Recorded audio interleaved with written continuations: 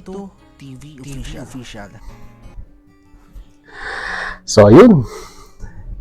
Inyo sa mga kabagis, this is Jubilito TV Official at eto na naman pumuli ang isang edisyon ng ating reaction video, mga kalingap at kabagis, no? So, pangungunahan ko na po muna kayo, mga kalingap at kabagis, no?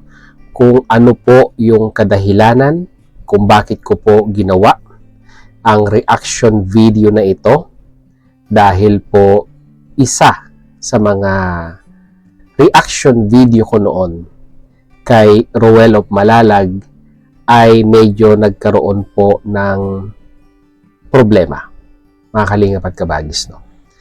At bago po kayo mag-react, sitahin si Jubilito TV Official kung bakit ko po kinontent si Roel. Bawal yan sa mga reactor ng kalingap. Matinding ipinagbabawal ni Kuya Bal Santos Matubang. May kadahilanan po, no, mga kalingap at kabagis, no, kung bakit ko po ito re-reactionan. Dahil unang-una po sa lahat, involved po yung ginawa ko pong reaction video sa kanya, mga kalingap at kabagis, no. At pakiusap ko na rin po sa mga viewers at bashers ni Jubilito TV Official, panoorin nyo po yung buong video bago po tayo mag-react.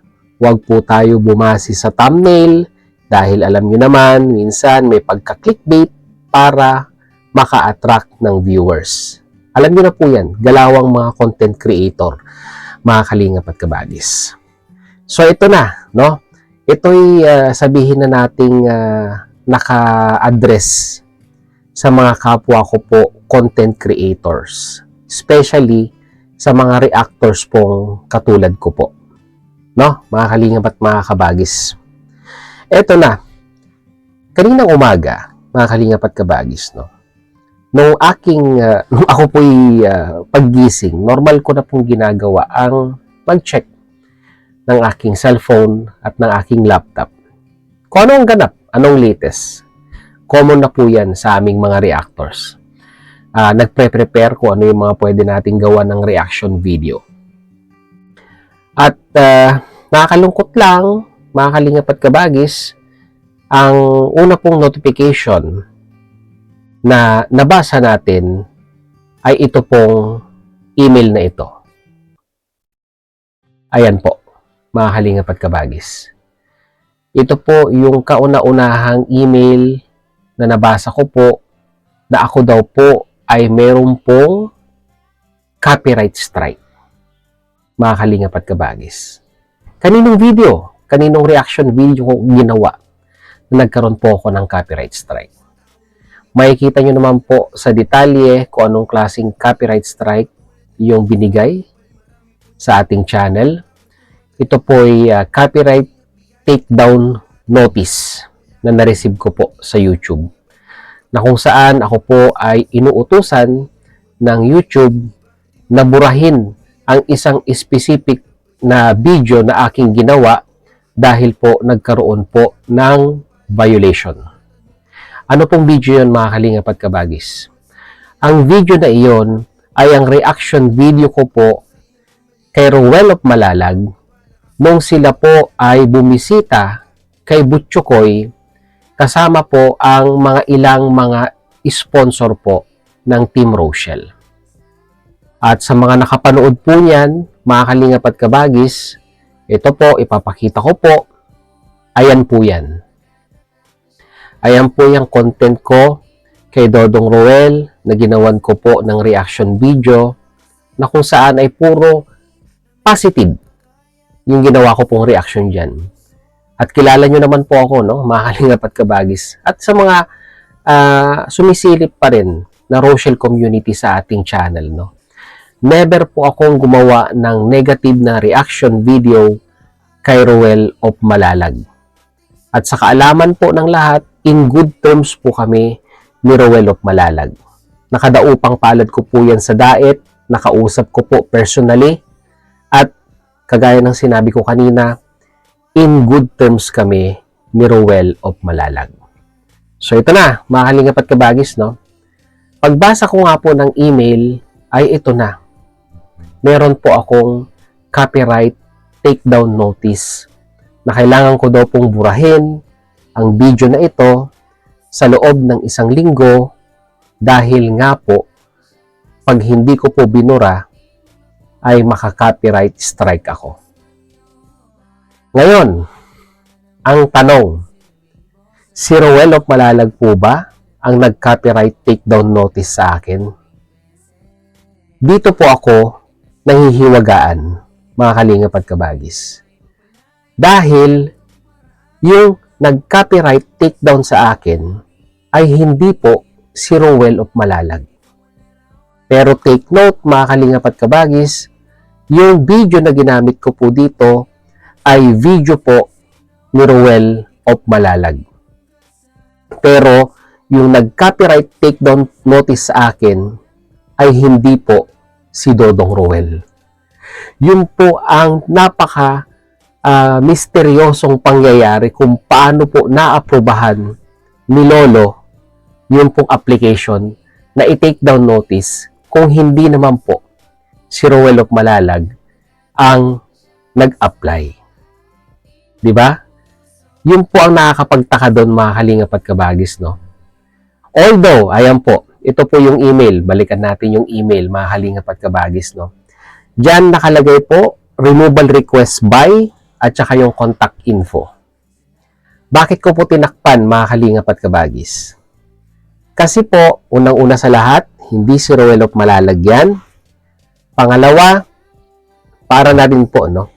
Sa sabihin na nating privacy nung pong nag-take down or nag-request ng take down doon po sa reaction video ko po kay Dodong Roel. Bibigyan ko na lang po kayo ng clue, mga kalingap at kabagis. Nasa community rin po ni Dodong Roel yung nag-request sa akin. O yung nag-request na i-take down po yung video na iyon. Kaya ang ginawa po ni Jubilito TV Official ay kinontak ko po itong individual na ito, mga kalingap at kabagis. At meron nga po tayong kasabihan na walang mainit na issue ang hindi po naayos at napag-uusapan. Ika nga. May kasabihan ba tayong ganon? Parang ganon, mga kalingap at kabagis. Kinausap ko siya kung bakit ako ay merong copyright strike sa kanya at ano yung mga kadahilanan. Well, nagpaliwanag naman po siya ng maayos at talagang ang nangyari po dito ay isang sabihin na nating miscommunication sa kanyang admin na kung saan ay hindi naman po talaga ako ang intended na ma-applyan ng copyright takedown notice, no, mga kalingap at kabagis, no. So inamin niya po na ang pagkakamali ay nasa side niya at humingi po siya ng dispensa po sa akin, which is sino naman po ako, no, mga kalingap at kabagis, para hindi po i-accept yung kanyang paghingi ng apology sa akin. Tao lamang po ako, mga kalingap at kabagis, no? At naiintindihan ko rin po yung kanyang pinagdaanan sa mga pagkakataon na ito. Ang malaking katanungan lamang, mga kalingap at kabagis, kay Jubilito TV Official ay paano niya po nagawang makapag-apply ng copyright takedown notice sa isang video na hindi naman po nanggaling sa kanya. Ang video po na ginamit natin, kagaya nga po ng sinabi ko po kanina, ang original na nag-upload ay si Roel of Malalag at hindi po siya. No? Mga kalingap at kabagis. May magtatanong na naman dyan. Bakit mo pa kinontent yan, Jubilito? Issue na naman yan. Ganyan, nananahimik kami. At kami ay sabihin na nating tahimik na sumusuporta. Bakit ginawa mo pa yung reaction video na yan, mga Jubilito? Well, ito, kaya ko po ito ginawa, mga kalingap at kabagis, ay para hindi ko naman po i-down yung taong gumawa sa akin na ito. Pagkos ginawa ko po ang reaction video na ito ay parang maging awareness na rin po, no, sa mga kapwa ko po content creator na i-monitor natin yung ating channel. I-monitor natin kung tayo man ay may planong i-copyright ang mga kapwa po natin content creator ay dun lamang po sa tama, no? Sa tama lang. Na kung talagang nakita natin na may pagkakamali, then karapatan nyo po yan na mag-apply po ng copyright strike. At kagaya nga po na nangyari dito, mga kalingap at kabagis, ay miscommunication sa kanyang admin. At tayo po yung naging collateral damage dito. No? Well, sabi ko nga po, damage has been done at hindi nyo na po makikita ang video na ito sa ating YouTube channel dahil ako na po ang nag-take ng initiative. Binura ko na po as per request doon sa email at para hindi na rin po madagdagan ng issue yung ating channel. So, ito rin, paalala rin po sa mga kapwa ko po reactors na talagang ang pagiging isang content creator, lalong-lalo na ang isang reactors na gumagamit ng mga videos na hindi naman po sa atin ay isa pong napaka-risky na niche, no? Masasabi po nating niche yan dahil yan po yung pinili nating content. Dahil hindi po natin alam kung sino pa, no? Or kung meron tayong natapakan ay po pwede po tayong ma-copyright strike, no? Mga kalingap at kabagis, no? This is not my first time na ma-copyright ang ating channel. I think this is yung first time nung bago-bago pa lamang po ako, no? Nung nagsisimula pa lamang po ako. And I think this is the second time na nagkaroon po tayo ng copyright takedown notice, no? Pero maraming salamat din doon sa individual na ito dahil yung admin niya ay nagbigay din ng leeway sa atin na binigyan tayo ng palugid na 7 days. Kasi kung iba po yan, mga kalingap at kabagis, ay direct copyright strike na po ang ia-apply at wala ka na pong magagawa doon. Kung hindi, mag-seminar uli kay Lolo at hindi ka makakapag-upload ng 1 linggo, mga kalingap at kabagis, kung di po ako nagkakamali. At hindi ka makakapag-live, maraming restriction habang ikaw ay nasa copyright strike mode at kagaya ng sinabi ko kanina ay kailangan mong mag-seminar, no? Mga kalingap at kabagis. So yun lamang po ang ating reaction video for today. Shout out sa Rochelle community once again. At muli, hindi ko po intention na sabi ko nga po ay gawan muli ng reaction video si Dodong Roel.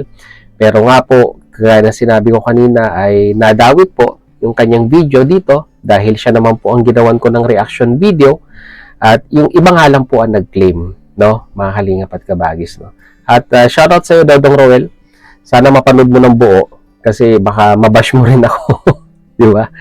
Mga kalingap at kabagis dahil po sa ating ginawang thumbnail, no? So yun, mga kalingap at kabagis, hanggang dito na lang. Muli, maraming salamat talaga sa dulo po ng ating reaction video ngayong araw na ito. At nasamahan niyo po muli si Jubilito TV Official. At muli po, nagpapaalala po ang inyong host. So, mga hindi pa po nakasubscribe sa channel po, no, ni Jubilito TV Official, ay pakihit naman po ang subscribe button at ang notification bell para maging updated po kayo sa mga darating nating reaction videos. Ganun din po, pakifollow and like ang ating official FB page na may title din pong kaparehas ng ating official YouTube channel, Jubilito TV Official. So, hanggang dito lang mga kalingap at kabagis. Once again, this is Jubilito TV Official. Proud member po ng Team Koos at ng Team Vios. As I always say, mga kalingap at kabagis, peace, God first. God bless po. Bye!